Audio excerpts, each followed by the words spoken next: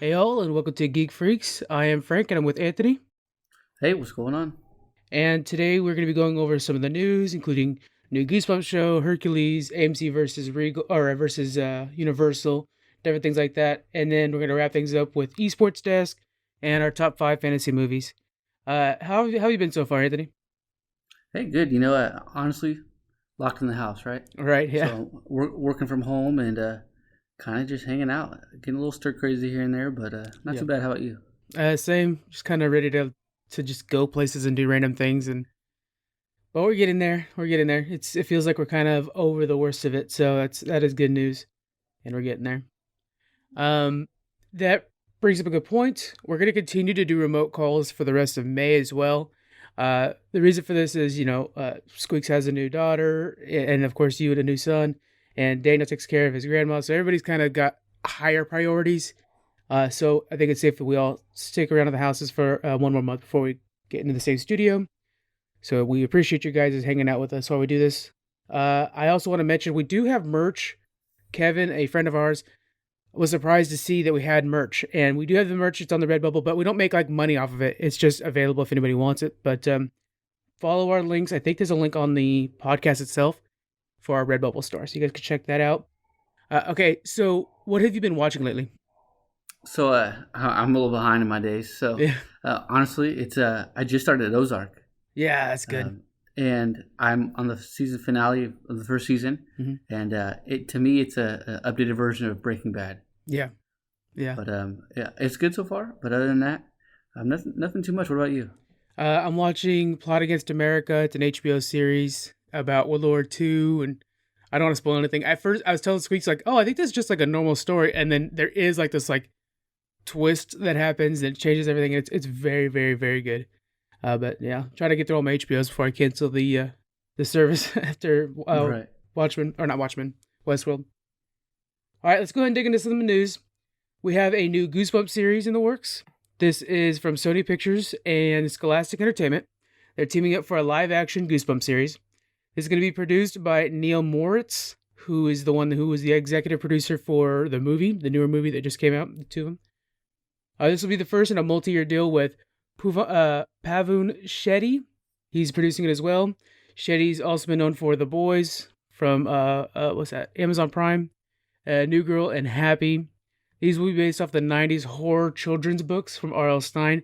So we probably all collected these in the past. What was your favorite Goosebumps book growing up?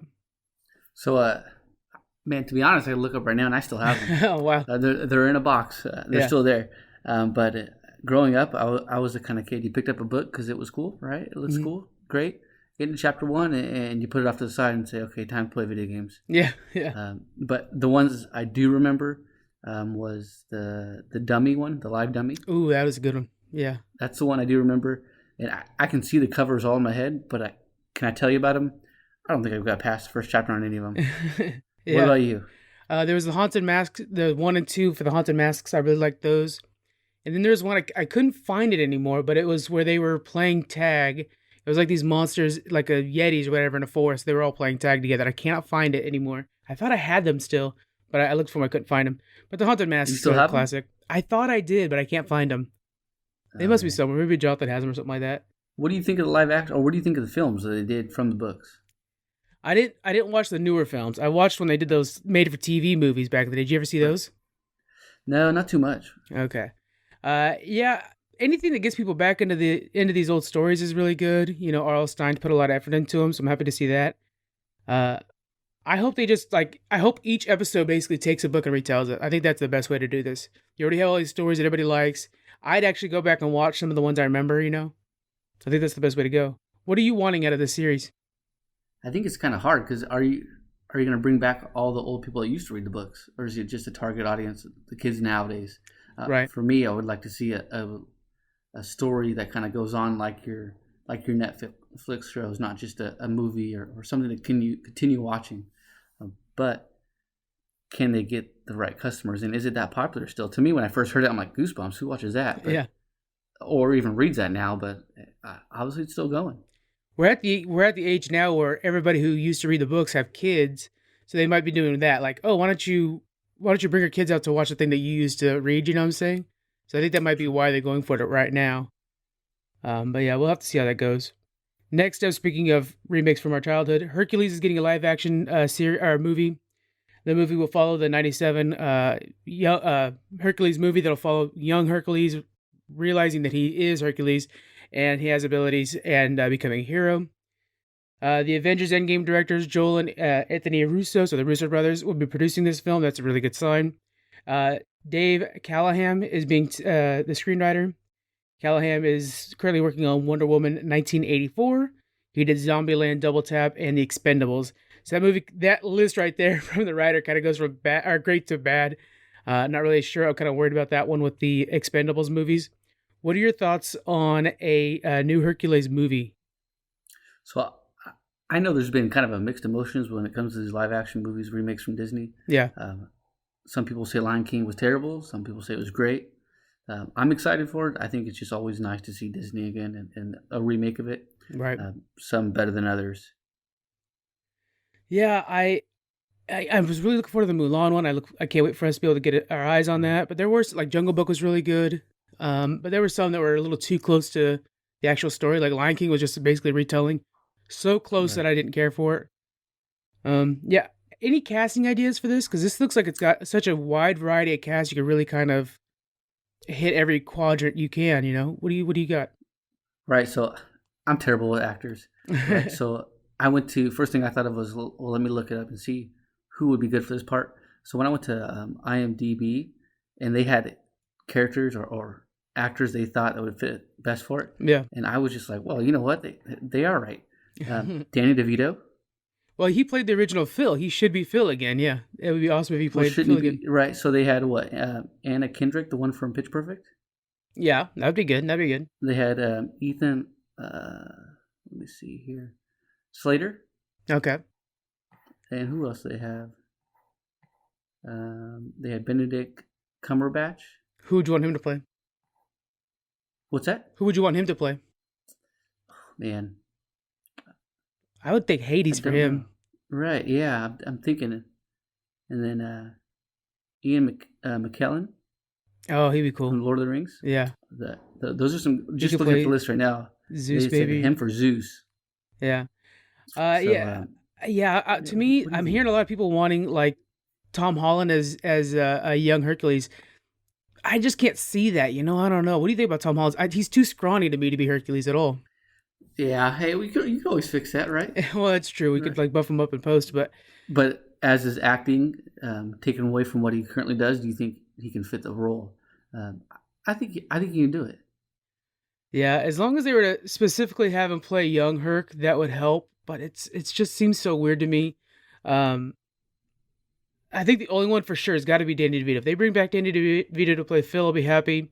Zeus, we have so many good ideas. Um, Gosh, I don't know. The Tom Hiddleston as Hades would be really fun too. Loki playing Hades, that'd Right. be a blast. And then you could have Loki playing Hades, and then his brother be Thor. That'd be really cool. Oh, that would be.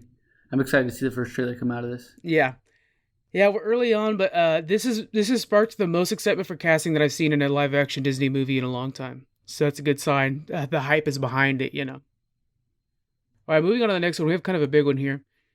AMC. So Universal made this announcement saying that basically going from here on out, when they release the movie, they're going to release it both on home release and theatrical release on the same day.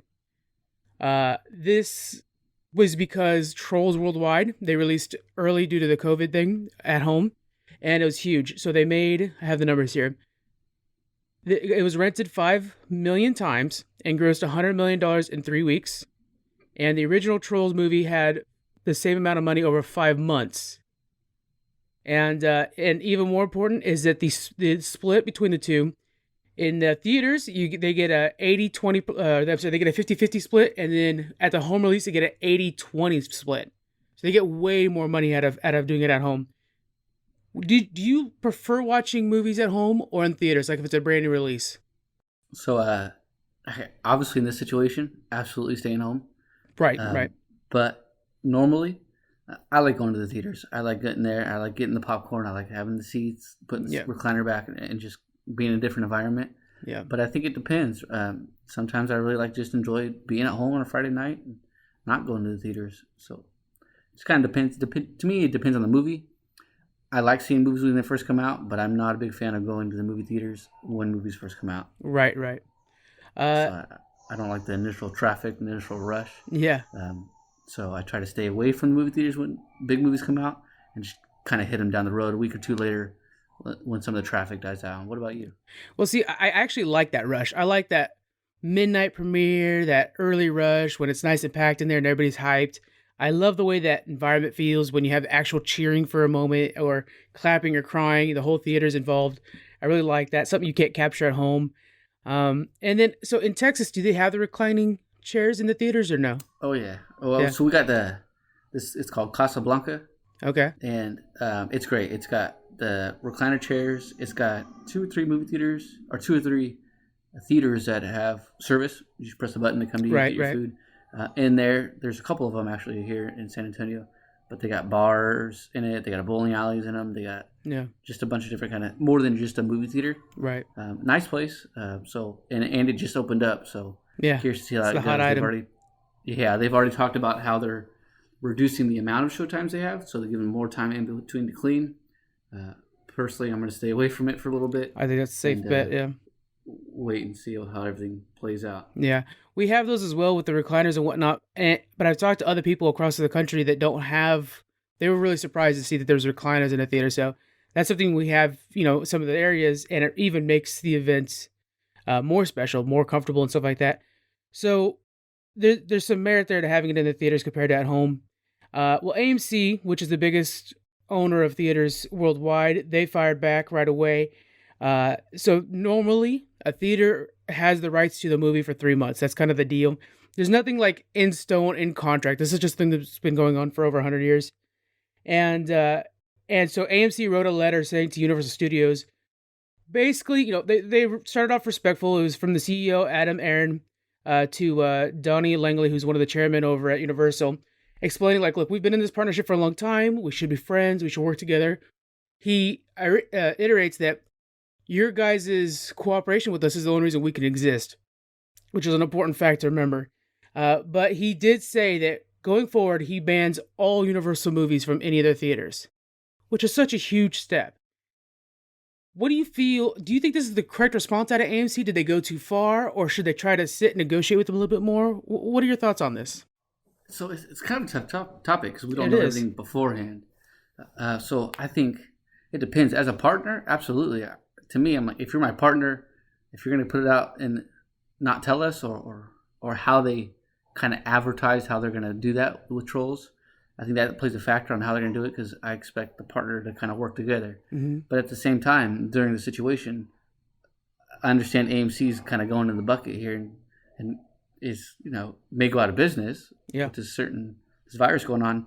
Universal can't sit back and just say, well, I'm going to lose money because you're losing money. So Right. looking at Yeah. both sides, it's kind of hard to say who's right or who's wrong. I did think AMC went too far by banning their movies, especially like you just said, it's one of their biggest incomes. Yeah. And AMC did mention in the letter saying like we understand with trolls that was because of the pandemic, and totally agree with that being your guys' choice. But the idea that Universal is going to go through this for the future, to me, it's a really tough spot. And especially since we've been pushing this whole time, everybody go to your guys' comic book shops to try to support the business. Because it's kind of a similar situation where the current times doesn't quite match with the theater environment 100%. We all have beautiful screens at home. You could stream everything the second they want you to stream it, and it's just too easy. It's a tough one. It's really hard because I kind of feel like theaters are just phasing out. That's just how it is. I mean, we don't need them as much anymore. Typewriter businesses are suffering right now as well. It's just something you don't need anymore. Right. And so it's one of those things where if the theaters can't innovate, like for example, how we have recliners now, that meant that there was going to be less seats in the theaters, but it's more comfortable to go to the theaters, and it becomes more of an event. So it becomes more worthwhile going. If you guys can't keep up, then why would we bother going? It's a tough one. Right away when I first heard about this, was first researching this, I was against AMC 100% because like it's not your guys' product. Universal's making a product. They should have to they should deliver it any way they want to. That's their prerogative. And the fact that in your guys' letter you're saying our business can't exist without your business is showing that there's a flaw in your guys' business. If you guys can't create a reason for them to want to make that split, then that split shouldn't exist. Right. So it's kind of a tough one. Universal came back at them and saying like, look, we're still going to be releasing it both in theaters and home audiences at the same time. We're not abandoning the theater system. We're just going to do it both ways. But that's almost unfair because it's one of those things where, yeah, you guys are releasing it both ways, but you're obviously giving an advantage to one way or the other. Because for Right. families, a movie for like Trolls, for example, Trolls is a family movie. You're going for your kids. It's $20 to rent it for everybody to see, or it might cost 40, 50, $60 depending on how many kids you have to watch it in theaters. So it's almost an unfair advantage to just watch it at home. It's a lot easier to have your kids at home than it is to try to get them all in the car, drag them to the theaters, spend money on concessions. I don't I know. agree. I It's mean, it's nuts. the only thing I disagree with is Troll being a kid movie. I think it's for everybody. Yeah. No, but really though, I think theaters are going away, and I don't think AMC's in a spot to say what they're gonna do and what they're not gonna do. Yeah. Yeah. And then on the 29th, Regal Crown and NATO, which is the National Association for Theater Owners, joins AMC in their fight. And this says, today it is clear again that we will not be showing movies that fail to respect the window as it does not make economic sense to us. Yeah. So now we have more theater chains joining in when it's one studio alone. What do you think if like Disney joins in on this? What do you think that means for theaters? I think theaters are going away. I mean, if they get Disney, Universal by itself is a huge impact. It is, yeah. If they get anything else that's going to impact theaters in a negative way, why? Why do they Right. need to exist? Right? Yeah. It's so. I think theaters been going down for years with how easy it is with home stream and everything here, and this virus just made it even more a reason why to stay at home. Yeah. So I think theaters, even when they open back up, are going to be hit even more. So for them to kind of dictate what they're going to not do in support of any of these companies is going to hurt. Yeah. Yeah, and we're going to be seeing a lot of that. I think also with football and stuff like that. We're going to see some innovations on how to make people stay home more often. For example, with football, I have a feeling we're going to get a streaming service out of that pretty soon, which I've been wanting for years. I think this is the time for it. I could see something if Disney were to say, we're not worried about you guys. They'll probably have a thing within the Disney Plus app where you spend X amount of money to rent a movie for a couple of days, like you would in your Dish Network or something. That would be perfect. Then all of a sudden, everybody has the Disney Plus app, and then I just spend an extra $20 randomly to watch Mulan or Black Widow. I mean, if they were to announce Black Widow was coming out and it was going to cost $40, I'd rent it right now. I mean, I ain't seen it see this. It was supposed to be out already. It's supposed to be out this week. Just open up Blockbuster. Yeah, fire up Blockbuster. Let's everybody go pick up your VHSs.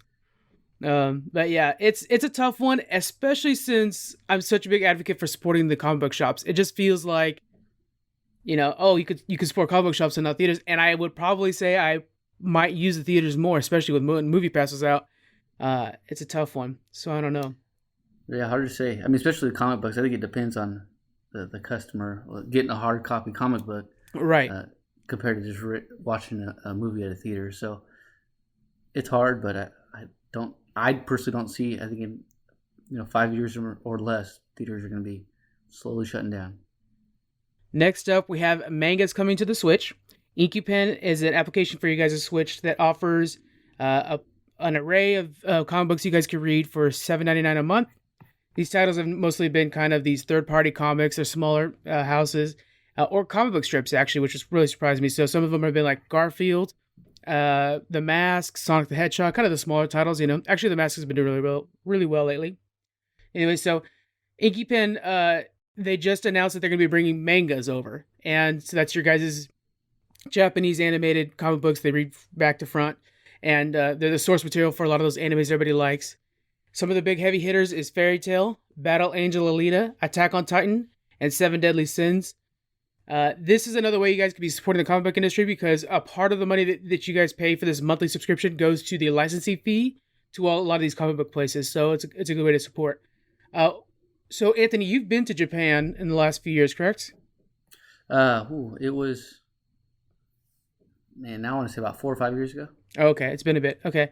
Uh, was there any mangas that interest you or anything like that? And, nothing. I mean, personally, if I had the opportunity to go back again, if they asked me to move there, Yeah. I would go in a heartbeat. Oh yeah. I mean, I loved it there. Um, Not a specific one, I Hmm. would say per se, but there's so much there.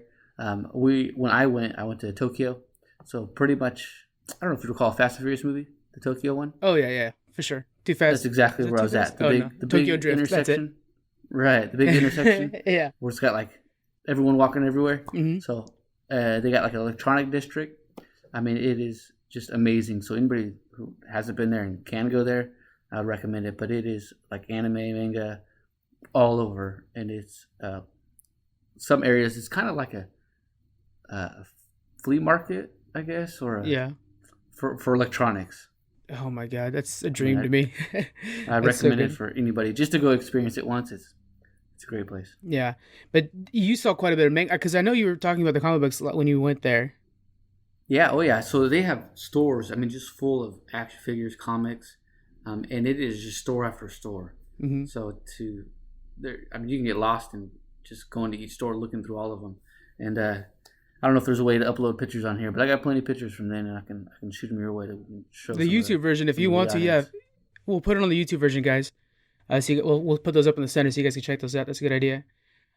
What's the last comic book you've ever read? So I would say probably about 4 to 6 months ago. The last comic book I read was Old Man Hawkeye. Oh, how was it? I liked it. I was gonna start buying them, and then I went to go get the next one. Said, "Oh well, it's sold out." Yeah, Well, I was like, "Oh shit!" And they said, "But we have the next, number 4 or 5 is available." I'm like, "Well, I'm gonna skip 2 or 3 of them. yeah, What can I get them?" They said, "Well, they're not making them now. For now." Well, forget it. But I liked it. I think the yeah, old man, old, kind of how they are in the future is yeah. pretty Like Old cool. Man Logan and stuff like that. Yeah. Yeah. What about you? I just finished Red Sun, which is the one where what if Superman landed in Moscow instead of Kansas, and he becomes like this Russian agent, and very fascinating book. It was really good. Um, It doesn't make sense. yeah, it's good. Yeah, Batman's fighting him, and he's like, yeah, it's really cool. Um, but I totally understand what you're saying there. It's hard when you go to a comic book shop. As much as I love them, they'll have those sporadic titles. You want to try something new out. You heard something from a friend. Oh, okay, I'll go pick up the last 5 issues, and 3 of them are missing. So you have to have something like Comixology or Inky Pen to use. Um, and I think the Switch is perfect for that because Switch is very mobile and it's a good way to get the younger audience into it because a lot of your kids and nephews and nieces, they all got the Switches. Get them Inky Pen for a little bit. Show them some of the books. You can encourage reading. You can encourage comic books, and it's a kind of good use for the Switch. It's better than them just playing Fortnite all the time. Uh, Is it only available for the Switch? this app is, of course, there's Comixology and other things like that for the other devices, but for the Switch, it's just Inky Pen, which I think is pretty cool because with the Switch, I think kids are going to be more drawn to like, oh, I'm playing my video game system. I'm like getting away with something, and yet you could have them reading at the same time. True. So I think it's pretty cool. All right, let's move on to Fortnite. Speaking of Fortnite, there's a new map that just leaked. This is for the Party Royale mode that has been rumored. This is going to have a bunch of activities on a map like racing, soccer, and skydiving. This was leaked by HypeX, which we've talked about before in the past. He's a influencer that leaks a lot of stuff for them. And he leaked this email that went out to influencers that's this experimental evolving space. So somewhere they're going to try to put activities, and then if it doesn't work well, they put out a new activity. What do you think about this, where it's like this big sandbox playground that players can come into and just hang out? What are your thoughts on that? Sounds like a World of Warcraft or Minecraft. Yeah, yeah. That's basically what Minecraft is. So I think so. What's that whole space going to entail? What are they going to do? Well, the new map from what the leak showed is it's a sprawling island, and there's like certain checkpoints that you go to, and when you go into this point, like it'll trigger a race. So then you and your friends can race through a certain section on a foot race or whatever to another point. And so it feels kind of like Grand Theft Auto in that sense. If you think of how a Grand Theft Auto map works. Right. But I don't know. If I were to play Fortnite, I think I would be just wanting to play Fortnite. I can't imagine going in, hey, let's go do some racing on Fortnite, and then you're just doing these foot races across the island. Right. I've never played Fortnite, so I've seen it. Oh, wow. I got nephews that are younger that have played it. Mm-hmm. So I can't see that being it almost seems like they're just trying to throw some extra Yeah. to get some of the people back in that maybe fell off of it. Yeah, I think this might be a way to contest with like Valorant, which is getting so much hype and buzz because of streamers right now that it might be pulling. And I know for a fact it's pulling from Overwatch. It might be pulling a little bit from Fortnite as well, and so there might be or scrambling to find something to throw in there. It could be just them trying to evolve with the times. It just feels like such an odd move from them. If they were to just add more, if they were to put their map making into additional maps, make it to where they could choose a variety of maps on Fortnite, would be cool. Something like Right. that, a bigger variety, more Maybe skins, of something to course. right, something to expand their what they're doing now and make it grow it, make it even better. Not just throw something random at it saying who's gonna throw it out and see who's gonna catch it. Yeah, a good contrast to this, like you were saying with Minecraft. Minecraft is the same kind of thing where at one point it's the number one selling video game of all time, but it was just so hot that everybody was Minecraft? playing it. Oh yeah, it is. And yeah, and it's what 11 years old now, and just a couple days ago it won the Kids Choice Award for best video game of the year, beating out I'm Fortnite. surprised Yeah, because I mean I think we played it when it first came out. we Is that did. right? Oh yeah, we Or- were in the beta for it. Yeah, yeah, man. And to say it's 11 years old, I'm like, no way, that's not true. yeah. And how popular it is now. I mean, I played it for a while, but I'm still surprised that it's still going this strong. You want to feel old, man? This year, World of Warcraft will be 17 years old. Yeah, I'm shutting this off. Yeah, it's pretty crazy. But looking at Minecraft and how they've kept up to date and relevant, instead of adding random things, which there are modders that do that for them, but instead of adding random things, they've just continued to better the regular gameplay. They'll add items to it. Still involves building or mining, but it's just added to that. It's not like they're adding a racing game to their Minecraft. You know what I'm saying? Right, they're enhancing what they currently have, not just adding like you can go like you said, race or play a sport that Yeah. has nothing to do with the game's content. Yeah, it feels like they should be focusing on what Fortnite already does well and just making it better and innovating on what they already have, not necessarily changing genres. Can you think of another game that's changed genres and done well with it? Ooh, so the only games I can think of all stayed kind of within their realm. I Yeah, mean, like first one that comes to mind is Call of Duty when they kind of zombies came into play. right. Still big, still kind of Call of Duty-ish first person shooter, but it was totally different content, I guess, when it comes to zombies. Yeah, but it was a different field. It added like this rush, this fear of zombies coming in. That was a good Right. example. I like to always think of like the Mario and Donkey Kongs when they went to racing. So you had Mario Mm. Kart and you had Diddy Kong Racing. Both I think are some of the best racers, and you wouldn't originally like if you're to pitch like, oh yeah, but how Mario who goes side to side, let's just make him racing, and trust me, it'll do well. And it does really good. And then you have them in fighting games too. Right, That tennis, Mario Tennis. yeah, Forget about that one. that's a classic. Yeah, yeah, man, the 64 version was so good. Yeah. Right. So there might be a place for it, but I think you have to have iconic characters for that to work. The way the ones we're using here all have iconic characters, or very similar to their genre. I don't know. We'll have to see how this goes. Fortnite, of course, right now is still a juggernaut, so we'll see. I think Valorant's kind of scaring a lot of people because it's doing really well with the streamers, and esports folks, which we'll talk about with Squeaks later on. We'll see how it goes. It's going to be interesting how that shakes out. Next up, Stadia adds more games to it during its Stadia Connect. So the first 5 games are going to be EA games. They're coming this fall. They include Star Wars Jedi, Fallen Order, Madden, and FIFA. Other big games being added is Octopath Traveler, which I think is added right now. Rock of Ages 3, Creighton, Wavebreak, Ember, Get Packed, and Zombie Army 4. The Zombie Army 4 is available starting May 1st. So you guys, it's been out for a few days. And if you guys tried the free trial, they've done these like 2 months free trials. You guys can add this to your library and then play it whenever you want. You don't necessarily need to pay for anything on that. That's really cool. And then, of course, they added PUBG. This was actually a big splash. They added PUBG completely free to the system. So if you guys have never tried PUBG for some reason, your friends are all playing it, you can play PUBG completely free on Stadia, and it's cross-play. So you can play against people on Steam or the systems that already spent $30. So that's pretty cool. Have you tried Stadia out yet? I have not. No, I haven't touched it at all. Yeah. I am interested with all the games they have coming out, but what about you? I played it a little bit. My internet is a little too slow for their system. They need 25 megabytes, and I live out in the country, so it's been rough. But I have been adding things to my library because I know there's going to be a matter of time before I am playing it. PUBG being free for everyone, I think is such a good move because it's a really solid game whenever they don't have hackers messing it up. So that's a good move. And then of course, the zombie. I already got Zombie Army in there. That's pretty sweet too. But I think it's gonna be a good call. Have you played? You've played PUBG, right, with us? Oh no, No. no. I've watched you guys play it, Okay. but I've never played it or put that much time into it. I know it's still pretty big. I think Oh yeah. bringing PUBG 2 is going to bring a lot of clientele. I think I think what we need to do. I think we need to stream us all playing PUBG. Yeah, I'll get it on Steam again. You get it on Stadia. Right now it's free. Oh, it's free. It's going to be, and Stadia is free as well, so you can always just play that game for free. I'll download it on Steam. We'll all be getting our PUBG on. We'll stream that out to everybody. So that'd be there we fun. go. All right, next up, and this is the most exciting news. Did you watch the Assassin's Creed trailer? Oh my gosh, I just had a heart attack. Yeah. Okay. I wasn't too sure if it was a trailer or a movie. I had moments like that. I had moments where if you could almost convince me this shot is live action. It was so I crazy. when I first started it, I was like, wait a second, I think I clicked on the wrong link here. Yeah. Just totally outstanding. They first revealed the fact that this new Assassin's Creed is going to be called Assassin's Creed Valhalla, and it's going to be Viking themed. Through this thing where they streamed their artists making the promotional art for it, and that was a little weird because it was like 5 hours of watching somebody draw something. But towards the end, it got really interesting when we started getting the details on the actual assassin himself.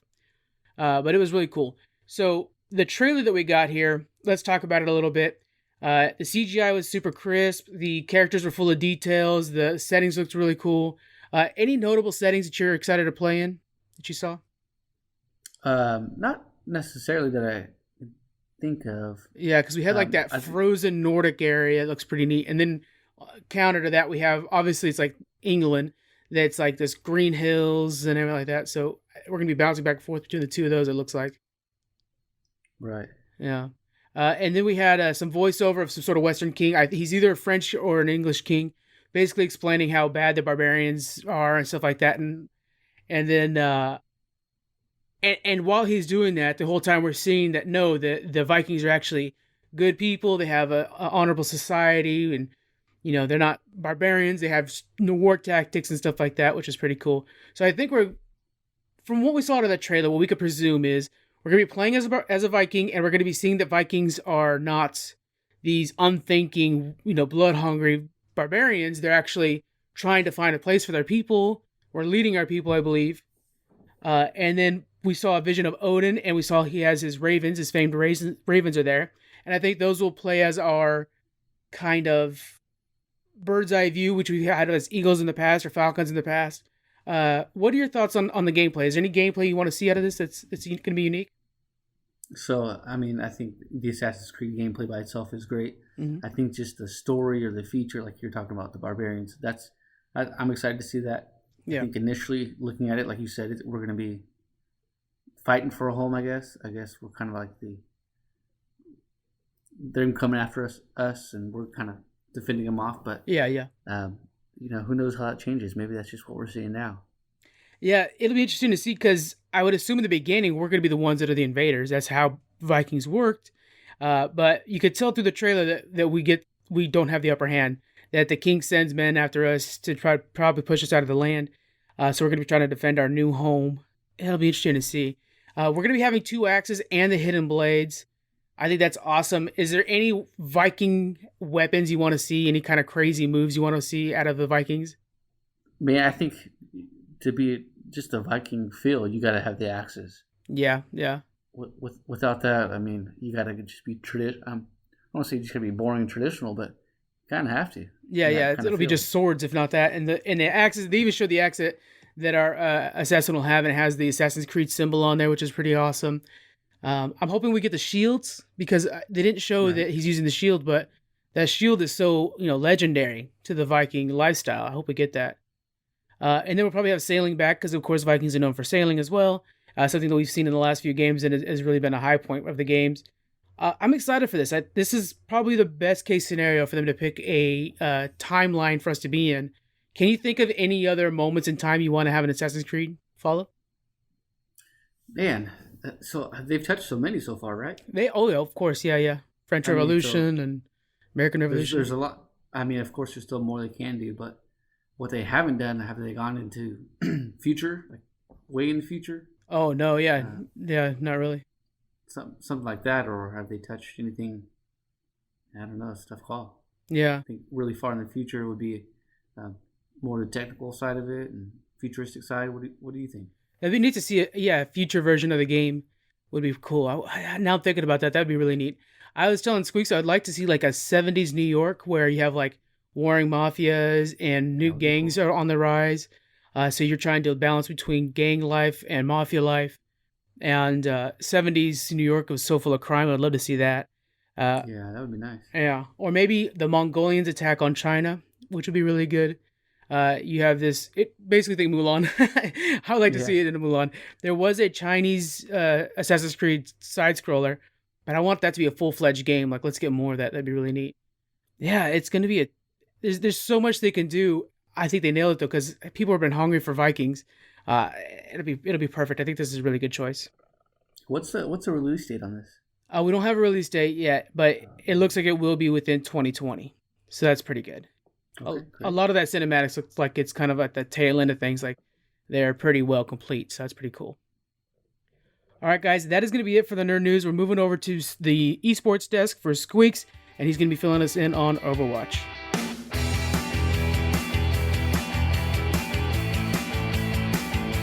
All right, we are here at the sports desk. Squeaks, fill us in on some esports. All right, so I can fill in with some Overwatch this week. We just had week 13. So let's start off with Saturday. So I'm going to go off with the Charge versus a Dynasty. It was 3-0. Dynasty, when we're going to get to it here shortly, had a rough week. They took two Mm-hmm. losses this week, both 3-0. They lost, obviously, with the Charge I just mentioned, and then Sparks on Sunday, 3-0 as well.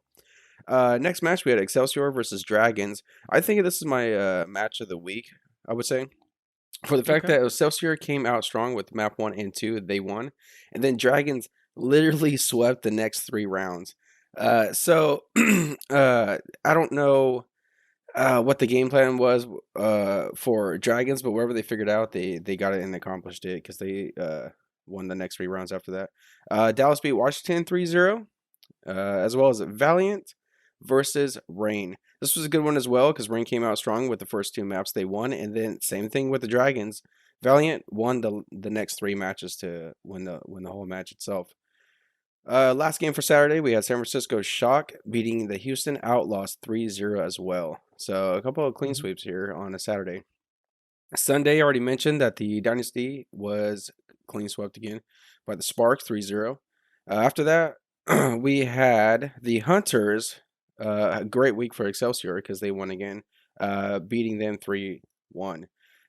Fusion and Eternal. Fusion came out strong. It's kind of like what we've been seeing, a little trend here this week. They came out strong with the first 2 wins. Eternal won map 3 and 4, so we had to go to a map 5, and actually Fusion came back and won the match. So it was looking a little scary for them, losing 2 in a row after their first 2, and then came back and went on map 5 to take it all. Florida dominated Boston Uprising. We talked about this last week. Boston Uprising has not been doing very well this season Yeah. with their only 1 victory still. So last place on the table. And our last match for this week, I'm proud of this one, but the Gladiators actually came out with a win against Toronto, 3-1. A little nervous at first because Toronto took the first map 2-0, and then Gladiators came back and won the next 3 maps. Why were you happy about that one? Because my Gladiators won. If everybody hasn't followed us on the social medias, you'll see that Squeaks just got a brand new Gladiators jersey. It looks I great. did. I did. It looks good. Okay, and then for upcoming events, guys, this is a good time to get into the Rocket League Championship's about to start on the 8th to the 9th. I'm super excited for this. I know Joe's a big fan of the Rocket League esports. And then we're continuing with CSGO. We have the DH Masters Spring 2020 happening in Europe and North America. That's going to be starting up in a week from now with a combined looks like 32 participants. So it's going to be pretty big when they got all the big guys coming in for that. We currently still have Overwatch Season 3 going on, and then we also have Overwatch Contenders. I don't know if you guys are aware of this, but it's something I'm just learning about myself. This is kind of the AAA, if I'm going to compare it to physical sports, where it's a bunch of pretty professional Overwatch. No, what am I saying? These are pro professional, Overwatch players that are not in the Overwatch League. So when the Overwatch League needs to pull somebody up from the pro into the high end, they go to contender. So check out Overwatch Contenders, guys. It's also going to be on YouTube as well. So that's pretty cool because they have that contract Yeah. with Blizzard. So pretty good time. CS:GO is going strong right now and everything like that. Over on our Twitch channel, we're going to be broadcasting a lot of the CS:GO stuff because we're starting to warm up into their championship, which will be in the next couple weeks. So in 2 weeks, we'll do a full report on everything CS:GO because it's getting to be really awesome right now. It's really great. Nice. Now you had a story for us, right, with the Overwatch Pros. You want to dig into that one? Yeah, real quick. I mean, the story's on the website, but so we were getting some news that it all started off with Sin. Oh my God, I'm gonna jack his name. Sinatra? Sinatra leaving Yeah. San Francisco shocked, and it just that I thought, well, I think a lot of us assumed on the first day that he was just gonna retire. Okay, cool, whatever, doing his own thing. Turns out the Mm-hmm. next day there was a trend of other Overwatch pros leaving. You're like, what the heck is going on? So it turns Yeah. out Sinatra is going to play Valorant for the pro team. I Mm-hmm. forget what the pro team was that he was going on. Sentinels, I believe. Yes, it says Sentinels. Sentinels. Yeah. So he's going over there now. Other players are kind of like in the new how Valorant's being run and Riot's enthusiasm to get the league started and getting it Yeah. to being a lot bigger. So we're seeing Overwatch players getting kind of fed up with how Blizzard is running the league or how they're doing the game with the rotations, and they're Right. Right. switching over now. So it's not confirmed that everybody wants out. This is just a little. I think this is a little hiccup. Hopefully, we can kind of regroup, and the Overwatch League will still continue being successful as it has been. Um, Mm-hmm. but I think Blizzard might need to step back. I mean, this is just my opinion. Step back and be like, okay, what can we do to fix these? If we have a lot of players complaining about how Overwatch is played now, we might need to do something with the league to try to keep these players. What is their main complaint? So balancing and hero rotation, which I think I've had a complaint about this as well as myself. What we're getting is they're Yeah. taking away 2 DPS, 1 tank, 1 healer. But I've seen Mm-hmm. almost not back-to-back weeks, but pretty close that I'm a big McCree fan. He was gone, I believe, week 11 and or 10 and 12, one of those. It was he was gone 1 week back and then gone again. It's like, well, maybe we need a better way to figure out the rotation if we're just going to see a character not being used that close to each other almost back to back. So I Yeah. could see that as well being a big complaint. Right. Yeah. And some of these characters, when they're gone, they're such big game changers that it affects the entire team. When you lose somebody like, say you lose a Moira or a Mercy. For if you have a Mercy, your team will train and train and train with a pocket Mercy, knowing what she can do. Mhm. But then when you drop that, yes, I understand that they should be able to adapt, but it's a balancing issue. If you haven't balanced a character enough, then there's no reason to adapt. That character is for the situation, Yes. and so you run into these situations where, okay, whose fault is that? Well, then that's Blizzard did not balance that character enough, and I've always been okay with their balancing in Overwatch, but I'm at the tier where that doesn't really matter. You know what I'm saying? Yeah. I'm not to the degree where I would notice it. Yeah. So that it's an interesting situation to be in. Now, personally, I find with esports, this is just something that's going to happen. If you look at like older esports games, they're still strong. We look at CS:GO is one of the best examples for that. There's Team Fortress esports and stuff like that as well. These games will exist and continue to have an esports following that's strong, StarCraft and whatnot. But they won't necessarily be in the limelight. And for some of these players, Sinatra's a great example. They're in it for the cash, they're in it for the fame, and at a certain point, Overwatch won't be that. Yes. Overwatch 2 is on the horizon, and if Valorant doesn't pay off, they'll be back. There will be. I have no doubt on that for Overwatch 2. But right now, Valorant's where the money's at. Valorant's where the attention is at, most Yeah. importantly. Do you think that has any reason for them to move? Oh, for sure. I mean, because it's kind of like us as gamers. We're going to play a game, we're going to play it for so long, and then next thing you know, there's something new comes out, and we're going to be more attracted to it. So Valorant's getting a Mm-hmm. huge amount of hype just because of its beta that was just came out, and everybody's getting these keys. And you know what? The way they released the keys too was just so much talk and hype behind that. It's getting people's attention. Like, what is this thing?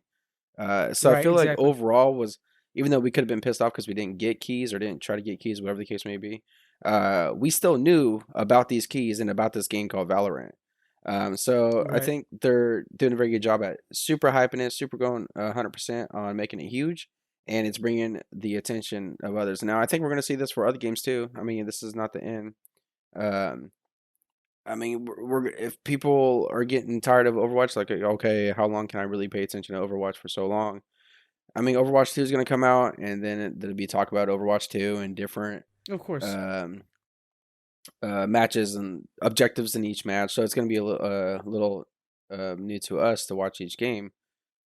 And that's going to grab the attention back to others. Do you think these teams, or I guess it'd be team or Blizzard thing, I don't really know how that works, but do you think if a player leaves for this reason, Sinatra, so he leaves for Valorant, are Yeah. welcome back? Is it a team thing, a Blizzard thing? What do you think?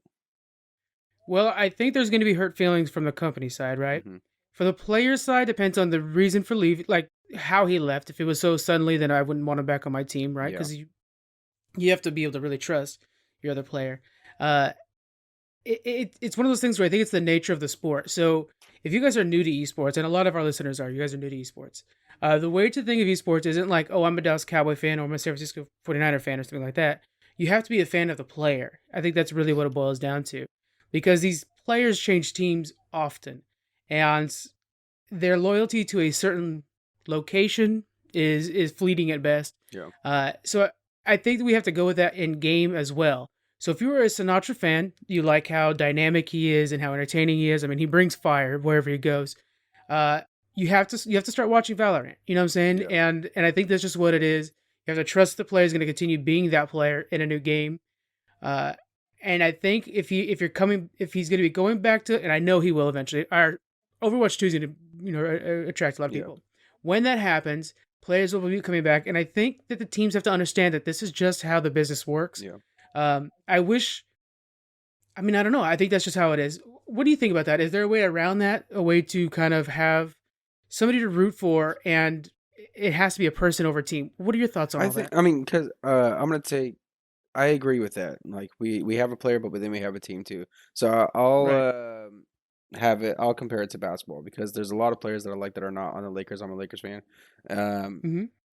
that I like to follow and I root for them unless you're going against my team, of course. So I Right. can see that if you have a following for Sinatra and you want, I think jumping in a league is a little harder. It's not like, oh, LeBron James is going to play the NFL now. Right. So that might be a That would little be hard because awesome. yeah, because now I have to understand and try to force myself to like Valorant. Like if I really like Yeah. Sinatra, now I gotta like, oh well, I really like him and I think he's awesome, but I'm not a big Valorant fan, so I don't really care anymore.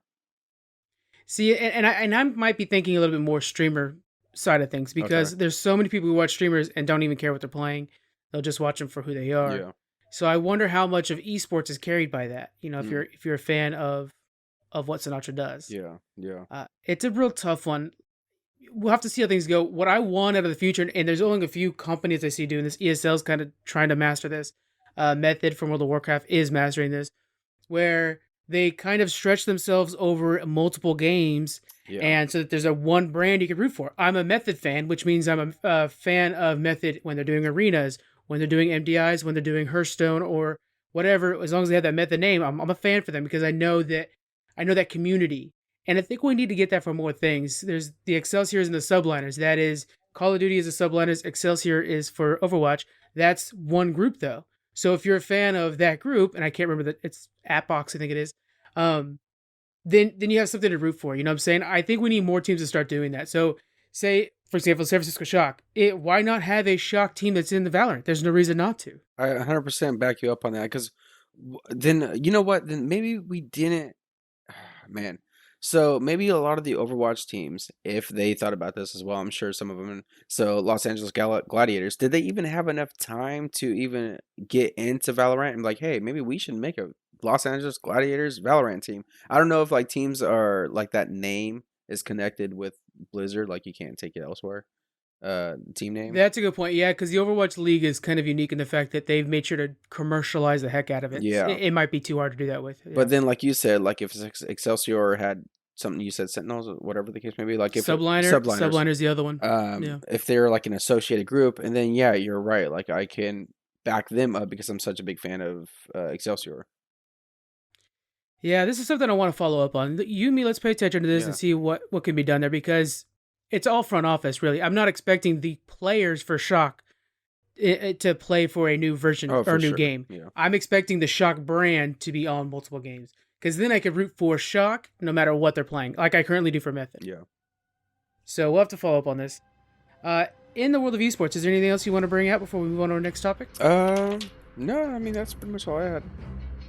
That's awesome, guys. All right, guys, stick with us. Next week, we're going to have more esports for you. Daniel's going to be coming in for the latest of League of Legends.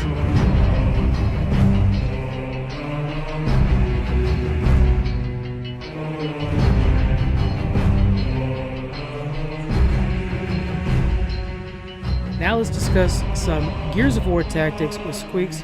Squeaks, you've been playing this game for a bit now. Overall, are you having fun with this thing?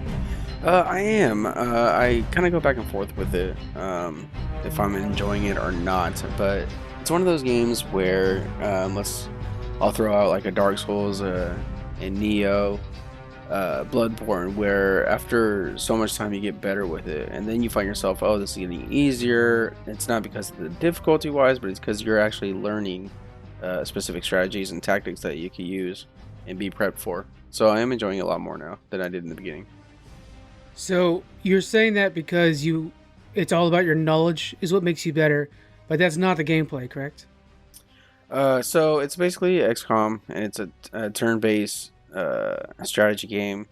You set your players up to different positions on the battlefield, and it's really heavy on countering. So what you do is like chess. You always look for the next move. You pretty much plan the next move before you even take the current move. Okay. So is there a story to this game, or is it just match per match? Yeah, no, there's a story to it. I believe it takes around 12 years before the events of Gears of War 1. Mhm. So a whole new set of characters. Um, um, no one that you've seen before. So Okay. I kind of like it just because we get a newer cast. That's I know we're recently new with Gears of War 4 and 5, that whole trilogy are going on, if it is a Right. trilogy or more. So it's kind of neat to introduce even more characters. That is cool. And the story is going to be setting up number one, so you're kind of seeing the first of the locust come up. As of right now, there's no hints to it, but yeah, that's it. I don't know if it's gonna set up actually, because Oh, it's so really? far ahead. Yeah, it's so far ahead. 12 years, I don't see this game expanding 12 years, but like I said, I'm only like maybe six missions in. I'm not very far. So what are you fighting then? Are you fighting locusts or no? So you're fighting the locust, and one thing that was disappointed with is I thought we would actually see the emergence day happen, Right. but you don't. It's already happened, so you're kind of, yeah, you're fighting the good fight, but that's the one thing that I was pretty disappointed on because I wanted to see the events unfold instead of already taking place.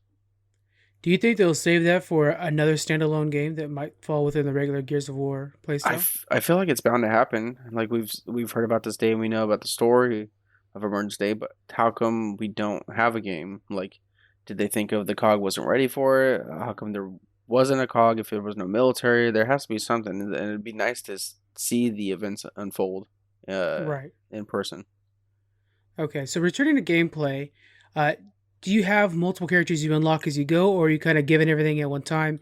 And does each character have a specialization that makes them unique? Yeah, so you do have a certain amount of characters right off the bat, but you do unlock more as you go on via side missions or just part of the story. So, for instance, you start off with kind of like Gabe and Sid. They're like the main two duo that's in the Gears of War Tactics. And as the story goes on, you're like, oh, I unlocked someone that's a close range specialist. So there is specialists. They have specialties per each character. Um, you have a medic person that you start off with right off the bat, and then you can upgrade um, his medic abilities. So each character has this talent tree, and there's kind of four specs to gradually upgrade. So speaking of, let's just say the medic, because I was talking about him. There's a surgeon class, a paragon class, a strategist class, and a combat medic. Now, each one that you build up the tree to gives you certain abilities. That's more heavy to, if I'm a combat medic, I will have some uh, more healing abilities while I'm able to kill at the same time. But then if you go Right. surgeon, you might have damage reduction, but also healing targets at the same time. So that's what I really like that because it gives you multiple ways to play the one character. Okay, so you have a healer. Do you have anybody that sort of like tanks in a normal role, and you have ranged and melee? Is there anything else that might be in there, like utility class? There's not so much of a utility class to be honest. I mean, there's you got your warden, which is basically like a 75 damage reduction. Your sniper, which is obviously you can play him as a marksman or you can play him as a hunter, and each of them obviously doing different skills. And I'm building that one as a hunter right now. And if what's like really neat is that if you shoot the target, if the target that you shoot is downed or kill, your person gains the maximum actions again. So basically, each character has a turn, has a certain amount of turns that they could do, certain amount of Right. actions that they could do in one turn. So this ability would actually give me back those turns. Okay. Um, Okay. so there's that, but I mean each one's special in Right. a way. Some of them you can unlock troops that do the same thing, not a big deal. I mostly play with some of the main story characters because that's when Hmm. you start hitting like, okay, I got a sniper, okay, I got the guy with the heavy minigun. All right. So we know the story's a prequel, and we have a bit of the gameplay. Let's go over the visuals now. This is a top overview, correct? Correct. What do you think of the graphics? So at first I was pretty disappointed. Okay. For some reason, but I'm going off a PC, and for some reason it had my graphics a little dumbed down. Hmm. I don't know what reason it says something about my graphics card, whatever. So I changed the settings. I beefed them up. Looks a lot better, but I'm not impressed with so much of the locusts. Some of these crawling locusts, that little really tiny ones that kind of just crawl over the walls and stuff, they Right. don't look as good as Gears of War 1. And I Oh don't really wow. know. And this is not um, texture of graphics on a graphics card. This is like the design of them. It doesn't look as well. Hmm. Um, so that was the part's a little disappointing. I've noticed sometimes on the vehicles, it constantly feels like I'm trying to load the texture on this vehicle. At a certain point, does it sharpen up? Um, it's like certain parts of the vehicle are sharpened and some are not. Wow, that's so Yeah, weird that they. it's really That's ugly. poor design. That's not optimized. Yeah, it's really ugly. At first it was like that for my armor, and then that's when I found out it was a setting in my it was just a setting in the settings that I had to fix. But some of it's Okay. still like, what is going on? Why is it like this? Hmm. And that I can't Okay. figure out. What would you? So you definitely have some cons, but I think you're overall enjoying the game. What kind of grade would you give this? Well, before I do that, I'm a little, yeah, I am enjoying the game, but sometimes it's so annoying and repetitive each mission. Each mission you get to an objective, and I find myself it's like, okay, if you get to the objective in 15 turns, you're done. Sweet, awesome. Get to the objective. I did the little, what do you call it, little bonus uh, objective if you can do it like I was saying the 15 turns. If you can do 15 Right. turns, then you can do that. Oh, by the way, now that you got to that part of the mission, we're gonna throw more locusts, and now you have to escape. Like, oh my gosh! If I knew that, I would have moved a little faster. Yeah. So I feel like they're kind of holding your hand, taking you step by step. This is what you gotta do. This is what you gotta do. But they don't give you the overall picture, so it's like I can't uh, see like the full map, the full scope of what everything I have to do is. Yeah. It sounds like Um, they're not like telegraphing your actual objectives to you well enough. Like exactly. you're being spoon Um, fed, but you're like, I know what I'm doing. Just tell me what the objective is, and I'll get it done. it's it's super frustrating, and also is when you think you're almost done, it's like, oh, hold on, we're gonna throw a hello locust at you, and it's like, Okay. hold on, what? Like, just end this. I'm ready to go to the next level now. Yeah. Um, so I think that part's very poor. Going back to the grade with the visuals that I'm not too impressed in design of the locust and how the levels are developed. Are we doing like letter grade? I'm gonna Letter number grade. grade. We Letter will grade. always do letter grade from here on out. Okay. Minuses or no minuses? Of course, minuses and oh yeah, you Okay. got to. Oh yeah, I am doing like a C plus. C plus. Okay, Yeah. that's. I actually thought that was going to be even lower, but that's pretty good. Okay. Yeah, but I'm a huge Gears of War fan, so I was really hoping to give this a B plus A. But it's Yeah. just, oh man, just watching this or going through this is so frustrating sometimes. Okay. All right, C plus guys, if you have the Game Pass, you guys can play it on the Game Pass and try it out for yourselves. Let us know what you guys would think of the game. Do you suggest other people at least try it if they have Game Pass? Oh, 100%. If you have Game Pass, try it. I mean, come on, it's free. You can try any game really. Yeah. And if you're a huge Gears fan, if you have Game Pass, you play Xbox, you probably play Gears of War. If you want to continue the story and be in that universe, oh yeah, for sure play it. Sounds good. I think I'll have to pick it up. All right, next up we have our top 5 fantasy movies.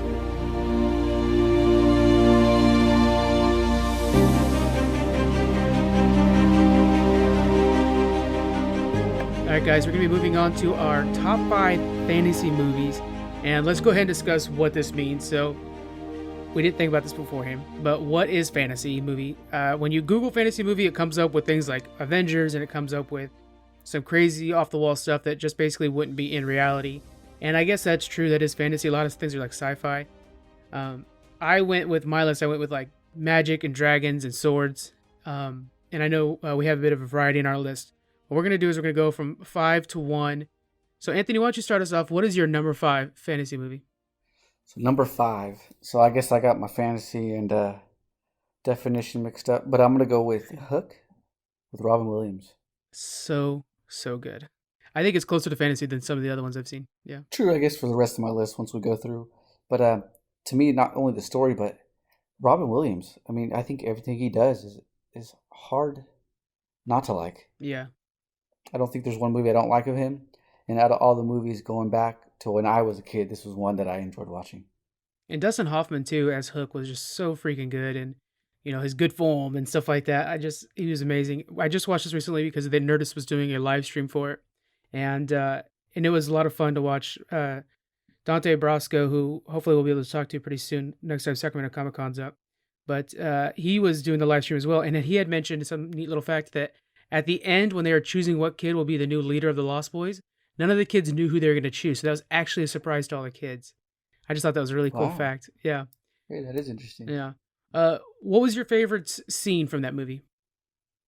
To me, my favorite would be when they're fighting, when they're kind of like dueling, just them two. Oh, yeah. Hook in. That's been, yeah, one of my highlights is just kind of watching more of the action part of it. Yeah. What about you? Oh, mine has to be, like, it's my favorite line of the movie is, so the whole time we have this Rufio chant, right? And then there's that part where when Robin Williams and Dustin Hoffman are about to fight, and then Rufio comes in, and Rufio's going to hold off Hook while he goes saves his kids. And then you have Hook, who's clearly been fighting Rufio this whole time, and he's doing that evil version of the Rufio chant where he's like, Rufio. Like, he's just, the menacing voice and everything like that. Yeah, it's perfect casting on both sides. It's just one of those things where it's like, that moment right there was done so well. What about you, Jonathan? Do you have any favorite moments from Hook? Oh, I'm glad you asked. My favorite, it's easy one. It's that big feast they have where their imagination is like really like made real in front of you. They're like pretending like they're eating out of these big pots of food, and they got their mouths full and huge hamburgers and stuff, and then it all becomes real, and it's like, oh shit, that's tight. Like, your imagination in their world, because they're in like an imaginary world, whatever, their imagination comes real. So that's pretty awesome.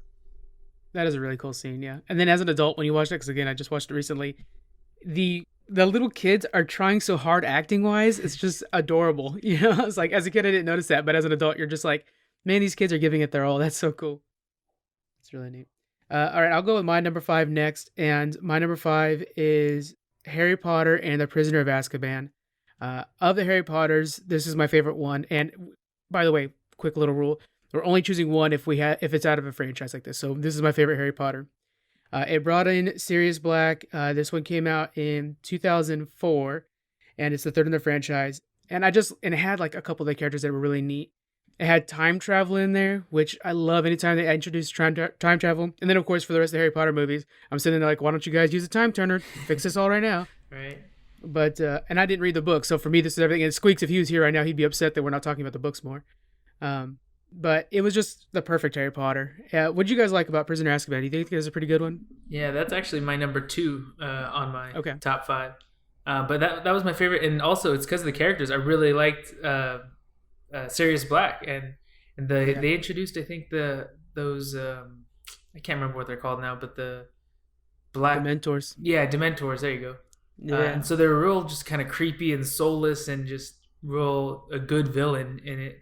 and Sirius Black being like a bad guy, and then he's redeemed. And like, oh no, he's actually a really good guy that was just portrayed wrong and stuff. It's like, oh man, it was a real good movie. Of the Harry Potters, I like pretty much all of them, but since we had to narrow it down, that's my number 2 right there too. Yeah. What do you think, Anthony? Where does this one rank amongst your Harry Potters? Ooh, it's gonna be up there. It's gonna be one of the top ones. Yeah. I mean, like you guys said, the Dementors, they scared the shit out of me. But whether you're a Harry Potter fan or not, you enjoy the movies, and that's one thing I like about Harry Potter. I didn't read the books either. Yeah. I'm not somebody that's gonna sit down and read the books either, honestly. But I am a Harry Potter fan, especially if you go to Disney World and you go to the rides, and whether you love Harry Potter or not, you enjoy it. So that's one thing this movie does rank up. That one particularly ranks up pretty high for me. Yeah, it's classic. Jonathan, why don't you bring us your number 5? My number 5 was Edward Scissorhands. And that one, it's another one that's kind of like, is it fantasy? Is it not? But I mean, it's out there, I guess. But it was just such a iconic movie in pop culture. And it really just kind of makes you think outside the box. Like when you see somebody who's weird and somebody on the streets, you automatically judge them.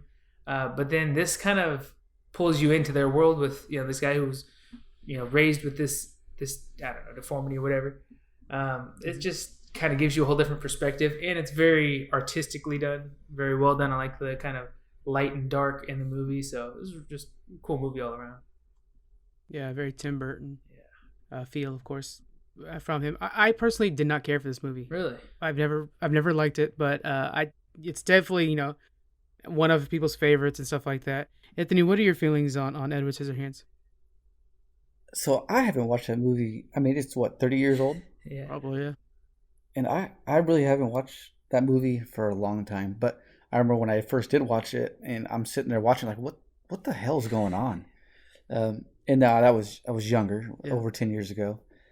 So it's I guess it's a love-hate. Like I like the movie because Johnny Depp, and so I like it, but I don't really know. I'm stuck in the middle. Yeah.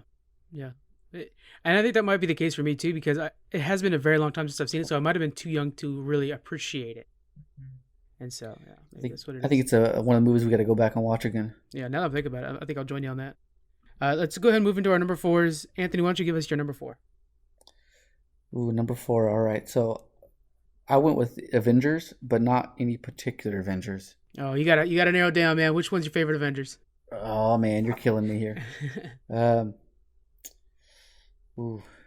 like the last one. Yeah, Endgame. Yeah, that's a good one. Endgame was probably one of my favorite. Other than it was a long movie. I think watching it the second time around hit me like, damn, this movie's long. Yeah. The first time though, I didn't feel that at all. But I think that was probably one of my best one of my favorite, just with bringing everything together. I think the action scenes were on point, and how much action scenes were throughout the whole movie. Can you name a specific scene that was like most important to you? I don't know if about most important, but the end where they had the massive war. Right. That was probably one of my favorite scenes. Like, oh shit. Well, amongst that massive war, I can think of probably 4 or 5 moments. You know what I'm saying? Was there any particular moment that really rung to you? The nod to Doctor Strange. What about the that end? Was God, yeah, right? Hard shit. Oh yeah, that's true. That point, or the I'm end. gonna try not to cry right now, Jonathan. Oh shit! I've already started. The end where Captain America kind of takes a stand down. Yeah. Okay. Yeah. That's good. That's one. Yeah. I when he grabs Mjolnir, that's for me. Like, oh my God, yeah. I've been waiting for this moment since Thor came in. That was so big. It just he grabs it and then he strikes the ground and lightning comes up and you're just like, that is. And then he uses it in combination with his shields really well. Mm-hmm. It's just, and then you see Thor who's just like, I knew it or something like that. It's just, oh man, I might have to rewatch this. I might have a marathon going on tonight, guys. Yeah. Oh man, Disney Plus. Yeah, right. So good. Jonathan, other than is it Doctor Strange now that really gets you? Yeah, I think that's my favorite, especially later when you realize kind of more what that meant. You're like, oh my God, that was him just saying, it's okay to sacrifice yourself right now to save all of humanity. This is the one out of a million that I foresaw. And it's just like giving him permission to go ahead and do it. It's like, oh man, that's so heartbreaking. Yeah. Isn't there a sad moment with Iron Man? What's that? Yeah, I know I it's looked not into on it. any of our lists, but yeah, the fact that he kills himself, sacrifices himself, everybody Yeah, else isn't on anybody's list is kind of funny. Yeah. Or, yeah, I mean um, that's gonna be one point there too. yeah, we have to at least mention it. We love you, Tony. Love you, 3000. Uh, moving on to the next one. I think it's my turn, right? Number 4. We're going with Princess Bride for me. This is fun. It came out in '87. The whole family could enjoy it, and it was a bit of a hidden gem when it first came out. Nowadays, it's just like a cult classic. Everybody knows about it. But when it first came out, it's one of those things where you'd go to your aunt's house, and she's like, "Oh, I rented this movie from Blockbuster. It's got like a princess in it." And stuff. It was everybody was just kind of murmuring about it. But as soon as you saw it, you're like, "Oh, this was just a lot of fun to watch." And nowadays, it's a cult classic that everybody's talking about, and had really great scenes, really amazing characters, which really took it. Andre the Giant is so great. And then it's just perfect. It's just a really good movie with really good characters. It's one of those movies where all the side characters shine so much more than the main characters. That the main characters are basically just the vessel that carries the story forward, so that we can meet the new side characters. So excellent movie, and I love it all the way. Have you guys enjoyed Princess Bride in the past? I haven't seen it for years. That's why I was thinking about putting it on my list too. Because like when you're searching online, there's so many people that put it in their top lists. But I'm like, I remember liking the movie. I remember it was a good movie. But God, I can't remember majority of the plot. So I couldn't put it on my list. Yeah. What about you, Cheddar? Yeah, I'm gonna have to pass on that one because I don't recall even watching it. Oh, it's a good So, one. You sit down with your yeah. wife and watch it. And remember, it's from '87, so there's guys in giant rat suits that clearly are guys walking around in giant rat suits, but it is really cool, man. It's a good one. Really good side characters. So it's really cool. Jonathan, why don't you give us your number 4? My number 4 is Dragonheart. I don't know if you guys remember that phenomenal movie. Why is that not on my list? Oh my god! Oh, Such a good wow. movie. Yeah. So you have to understand, if you watch it today, CGI has evolved immensely. But back then, when we watched it, we thought, holy shit, somebody found a legit dragon and they taught him how to talk, because this shit is real. So He sounds like Sean Connery. yeah. That's a lucky. Well, yeah, who do you think taught him how to speak? Come on now. Yeah. But yeah, it was just such a good movie. The CGI was really exciting back then, and it's all about moral integrity and all that stuff. So it has a really good message. But it's just a fun, action-filled family movie. So I loved it. If I had remembered that, that would easily have been in my list. That was such a good I find. think my number 3 is gonna blow up your list too. Oh man, I'm excited. Wait. Man, yeah, that's one movie that I would have to go back and rewatch. It's been years before I even thought of that name. Yeah, I think it was one of them that like we rewatched a lot as kids, and We had the VHS. Dennis Quaid was classic, and of course Sean Connery. Now you were kind of joking around about the CGI. I think the CGI holds up better than Jurassic Park CGI. Probably. I don't know. Yeah. It's hard too, because for Jurassic Park they're showing many different creatures.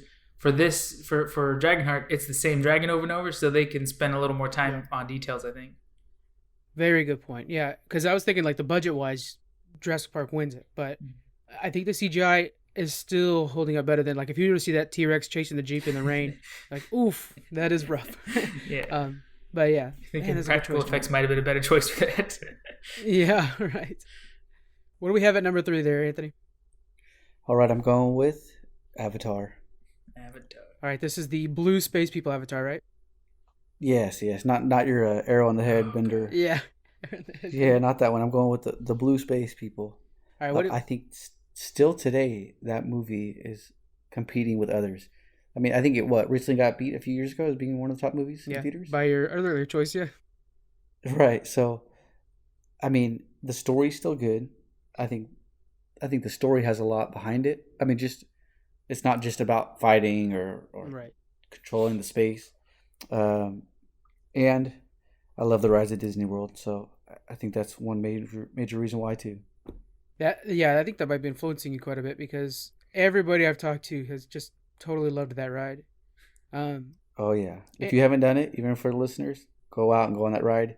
Probably next year when they open back up, but right, who knows? That Pandora like whole set doesn't have like floating rocks too and everything like that, or am I mistaken? It looks like that. I mean, especially at night. When you're walking there at night is when it's amazing because everything's lit up. Just the whole scenery. It just surprises me on how much they put out for that. Yeah, when that movie came out, we all watched it a couple times. The 3D in that thing was stunning too. It did such a good job. And I'm with it. surprised how popular that movie got. I mean, because what was driving? There's nothing like, oh, okay, Star Wars came out and now here's another one. Everybody knows what's going on with it. With this one, it's a brand new movie off the street and how big it got. Yeah, I- yeah. I I think maybe that. Yeah, it was just all around a good movie. The Cameron, well, I can't remember his name. The director though was such a James big Cameron. pull for James Cameron. Thank you. Yeah. Was such a big pull after Titanic and Terminator and stuff like that. That was one of the reasons I know I wanted to see it. And I think they just took their time and they put a lot of money into it and just focused on the details. It had a good story, but they just pumped everything they could into the visual effects and just making it just beautiful, just perfect. So I think they just took the time and focused on the details. I mean, how long was that? When did that movie come out? Do you guys know?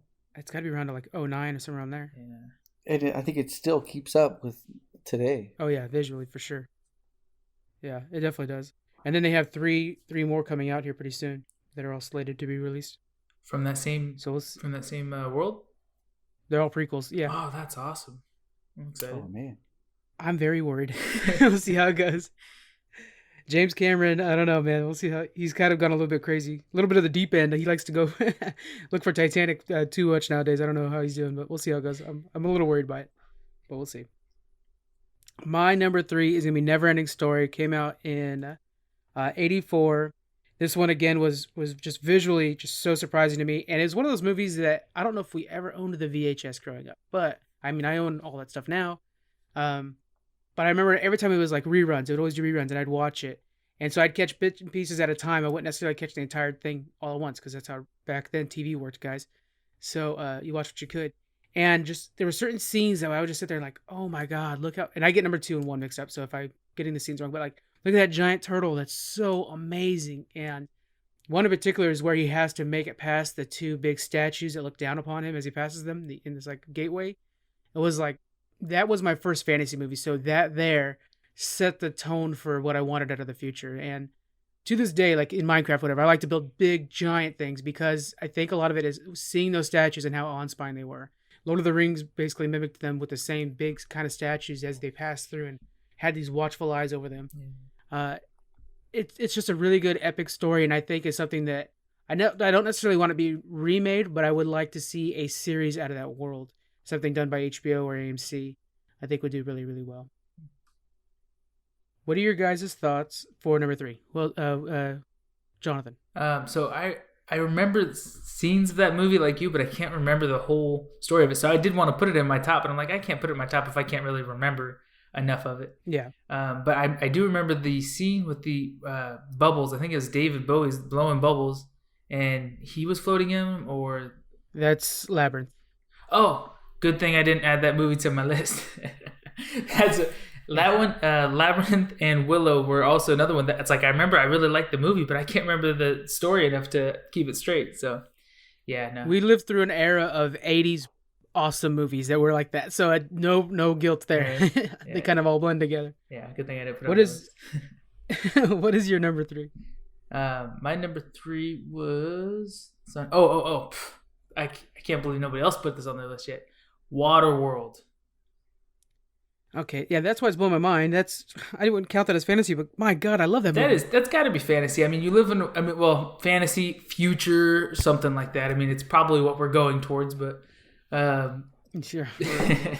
but it's a phenomenal movie. So it's and he has gills. He can breathe underwater. So I guess it's a little bit fancy. But the polar ice caps melt, and then everybody kind of goes into a barbaric future of having to live on water and find fuel and fight for resources and stuff like that. And there's underwater cities, our cities underwater that if you can breathe underwater, you can go down and find and gather materials from side. It's just a really cool perspective and potential future.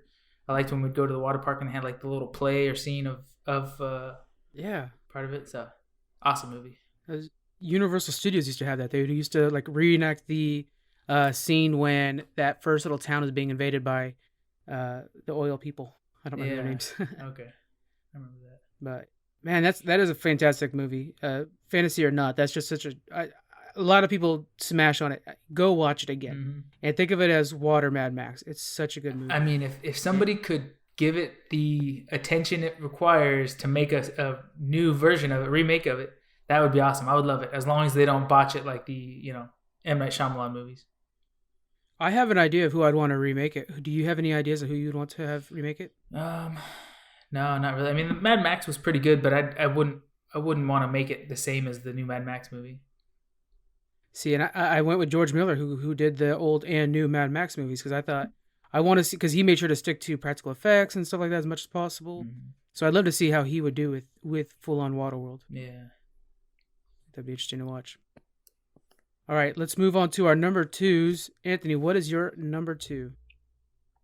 All right, number two for me, it's going to be Lord of the Rings, The Two Towers. So good. What is your favorite part about Lord of the Rings, Two Towers? Well, it's hard not to say any Lord of the Rings, to be honest. Yeah. I think that's one movie growing up that I loved watching, rewatched it over and over, and then also had the video games of it. What was it? What video game did come out for it? Was it what console? It came out for all of them. They were like tie-in video games, and they were fantastic.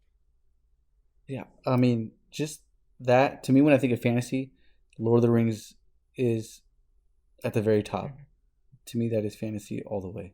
Yeah, that is a good one. It's my number one, and Jonathan, I believe it's on your list as well. Yeah, it's correct? my number one as well. Okay, so we'll talk more about it at that point, and then we'll bring you back in, Anthony, to talk more about it too.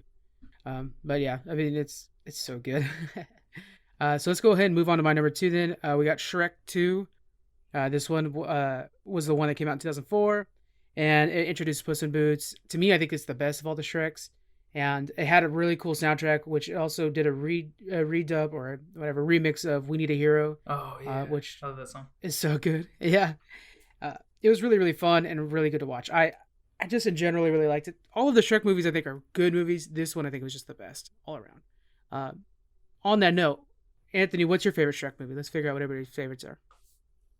So I'm going to go with the first one. I think it's hard to beat the first one. It really is. To me, that established who Shrek was and what it was all about.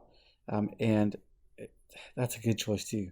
I mean, you got to love the donkey. Of course, yeah. But the first one, to me, set the tone of it. The other ones after, I thought were good, but I think it was hard to beat that one, and I don't think the other movies beat the first one. Yeah. Yeah, it's a tough one to beat that first one. It was perfect, and you had John Lithgow as the villain. It was really good. Jonathan, what are you thinking for your favorite Shrek movie? Yeah, I think I like the story of number one better, but I like you, I like the soundtrack of the second one a lot better. Yeah, and we got in the second one, we actually got to see Far, Far Away, so we had more of the fantasy references. You know, I don't know, I just feel like that Funky Town was in there. Yeah, the soundtrack is carrying me quite a bit actually. Now I think about it, but yeah. All right, so Jonathan, let's get your number two. So my number two is Harry Potter. I liked pretty much all the Harry Potters, but Prisoner of Azkaban was my favorite, like you have on your list too. Yeah. And like I was saying earlier, it's mainly the characters. And the time travel was awesome. I like when they add that to anything.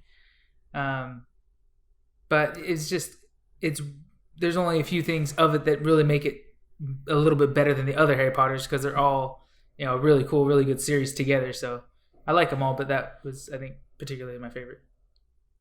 Yeah, I messed up because I was supposed to save my Harry Potter for you, but so what's your favorite part about Prisoner of Azkaban, and why is it better than all the other Harry Potters?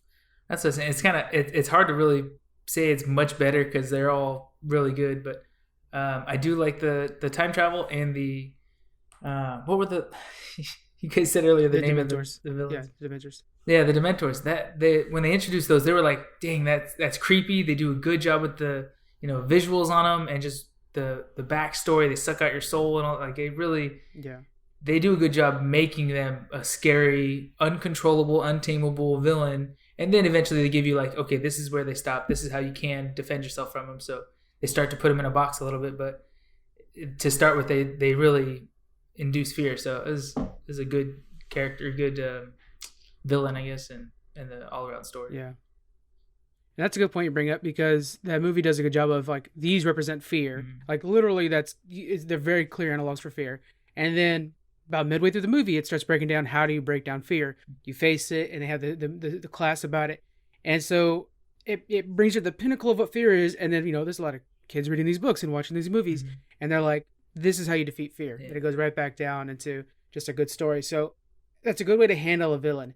And then the end villain is like the villain you don't trust, or the villain that you didn't trust on. So the whole time you're thinking like it'll be the Dementors. Like there's no way that these guys are gonna be the final bad. And in a lot of ways, it's this dude that was this rat the whole time. So just it was a really good movie all around. Yeah. It was a good choice. All right, moving on to our number ones. Let's go ahead and go back to Lord of the Rings, and then we'll see what Anthony's number one is. Nice. So, Jonathan, what is your favorite part of Lord of the Rings: The Two Towers? Or is that your first Lord of the Rings? Yeah, your favorite one. So okay. I like, of course, just like Harry Potter, I liked all of the Lord of the Rings, but I think Two Towers was my favorite. Part of this is actually back when these movies came out. I think you were in high school, I was in middle school or something like that. We were pretty young. You were reading the books, and so you would tell me the story as you're reading the books, and then the movies came out, and then when we watched the movie, it's like, oh crap, I remember that. I seen that scene. Oh, I didn't actually see it, but I heard that story. I know how that goes. And then so it all kind of went together so much better. Even though I don't read books very often, like that's a lot of commitment for me to sit down and read a book. But I think one of my favorite scenes, I love, of course, all the battle scenes were awesome. But I was really into the Ents, the living, walking trees that take so awesome. Days and months to just communicate. But the battle scene with them, where the orcs like open up the dam or whatever to flood the land to wash them away or whatever, and they can just plant their roots down to the ground and hold themselves in place. Yeah, the Ents did that. Yeah, they broke it apart to be able to flood the fire, the forges underneath the ground that they were making new orcs with. Yeah. So that was just a really cool scene. They did a good job. I mean, I'm sure if you compare it now, the CGI ages, but they did a pretty darn good job with all those battle scenes back then too. It was so well done. It's funny that you brought up the book thing because that's how you read Game of Thrones as well. Yeah, I know. I'm getting pretty good at reading through you. But yeah, it's so cool. The Ents do stand out for me. To me, Rohan looks really cool too. Mm-hmm. They actually built that town so people can a lot of that the little details that they're very horse oriented. So the buildings had little horse figureheads on everything. Like so much detail went into that town. And of course, the battle for Helm's Deep. They actually filmed it out there in the worst conditions and it really, you could see that impact in the characters' faces. And the battle was so good that scene by scene within that battle were these moments that were just kind of like Endgame, where you're just so identifiable. And one moment to me that really one moment to me that I really remember is the wall falls down. You have Aragorn back there with the elves, which when the elves come up to show up to help, I'm fighting back tears every time. But anyways, the elves are back there, and then he holds that sword up. He kind of cocks it back and just charges in. Such an epic moment, and that moment's actually in the video game as well that Anthony was mentioning. It's such a perfect movie. Speaking of the video game, Anthony, what was your favorite part? And did you feel the video game kind of was similar to the movie? What are your thoughts there? Oh man, so one part that really sticks out in my head was when you're on top of the tower and you're fighting them off the tower, and then you're kind of going through, but you're knocking off the ladders, you're throwing them off the edge. I mean, that was one part of it, and we gotta announce the card game too. I mean, didn't we play that quite a bit? We did, yeah. We spent money on that. Is the best way to put it. But yeah, that was good. One of those things where we were all camping or whatever, and we're like, hey, let's get these cards. We played the basically it's like Magic the Gathering, but with Lord of the Rings, and the Uruk-hai looked really good on those cards. It was good. Yeah, Two Towers is a perfect movie though. It was really well done. I actually feel like it should have won the Oscars, but they waited to the next year, which I think is one of the flaws in the Oscar system. They gave it to Return of the King, which again, fantastic film, but they held off on giving it to the Two Towers because they knew the next one was coming, and that's unfortunate because Two Towers deserved every bit of recognition that the other one did get. So, yeah, perfect movie. I thought it was really, really good. Anthony, what is your number one? All right, so. Surprised nobody said any Star Wars. Nobody going with Star Wars? Because it's science fiction to me. Yeah, I try to leave out all the more science-based fiction. Yeah. Well, I think fucking Yoda is pretty damn fantasy to me. Yeah, all right. I'll go with Yoda. Yeah. All right. He's the wise one, like the wise wizard. I like that. Yeah, I mean, Yoda's the best, right? Yeah. But I'm going to go with Revenge of the Sith. Episode 3 is got to be my favorite. Okay. To me, that's, the turning point to watch Anakin move to the dark side. I think that was kind of set it to me, and that's just that one I watch over and over. What part is your favorite part from that movie?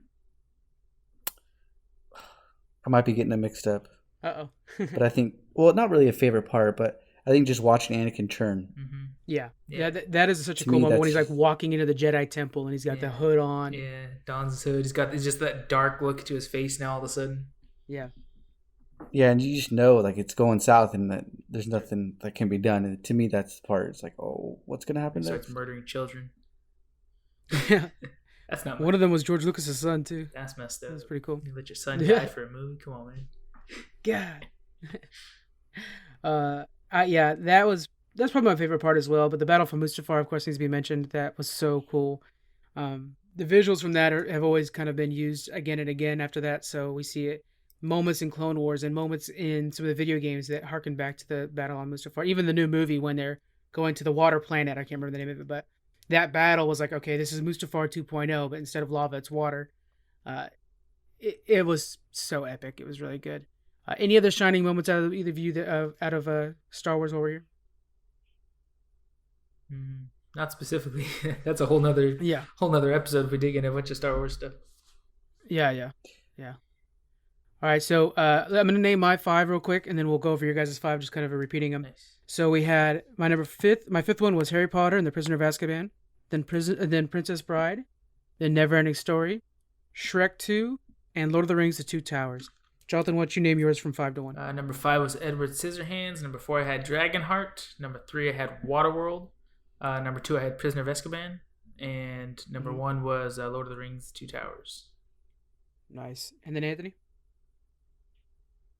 All right, I had Hook, the Robin Williams version. Yeah. I had Avengers Endgame is number 4, Avatar is number 3, Lord of the Rings: Two Towers is number 2, and then Star Wars Episode 3 as number 1. Those are good lists right there. Whether, they're just fantastic movies. Those are good. If you were to pick one of these movies to watch tonight, which one is it? I think I'd be going for Dragonheart, honestly. That is a good one. So I think you guys have been telling me this for years. Oh, man. You already know what I'm saying. Yep. I still have never watched Oh, Waterworld. come on. I literally had to buy it and ship it to Anthony, or to Squeaks' house to get him to watch it. Yeah. It's been, what, 10 years you've been telling me to watch this movie? At least. Yeah, you should watch that one. I think I'm getting an itch to, really any of these, but I think I might go watch Two Towers again. I need to watch the whole series again because it's been a bit since I've seen. I used to watch them each year, but it's been a couple now for me, so I'll probably go do that. Some other honorable mentions is How to Train Your Dragon and Willow. Both those are really good fantasy movies for me. But I think that's going to be it for us, guys. So we'll see you guys next week. Thank you guys very much for joining us. And just to reiterate, hit us up with those reviews. Just hit up, 5 stars if you guys really love us or whatever. Put a nice little message in there. We'll gather them up and then we'll do an episode where we read the reviews again. It's been a bit, I think like a month since our last review. So if you guys want to hit us up with those reviews, we really appreciate it. We might do a review contest. We've done those in the past and they're a lot of fun to do, where we give away a free shirt. So if you guys review now and we decide to do the contest, we'll always include all reviews. So that's how that works. We'll see you guys later and have a good week. Bye.